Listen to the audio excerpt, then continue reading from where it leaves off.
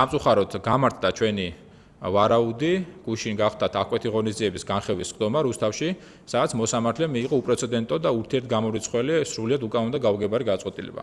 პირველი გადაწყვეტილებით მან დარბაზიდანვე გაათავისუფლა მერიის ყველა თანამშრომელი და უკანონოწნო მათი დაკავება.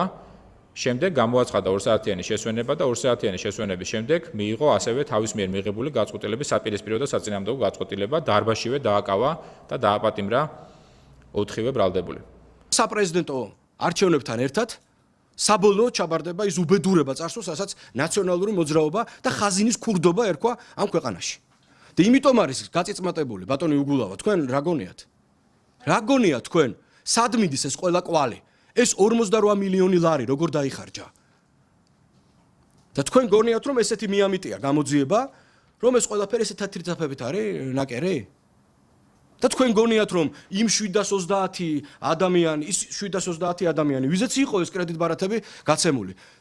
თქვენ ფიქრობთ რომ ისინი ამბობენ რომ მათ 48 მილიონი ლარი მიიღეს 2 წლის მანძილზე? ხელფასად? მე არ ვიცი ვის რა ბრალი დაუმძიმდება, მაგრამ მე არ ამგონია საერთოდ თევზი თავიდან ლპება, თქვენ ხო იცით?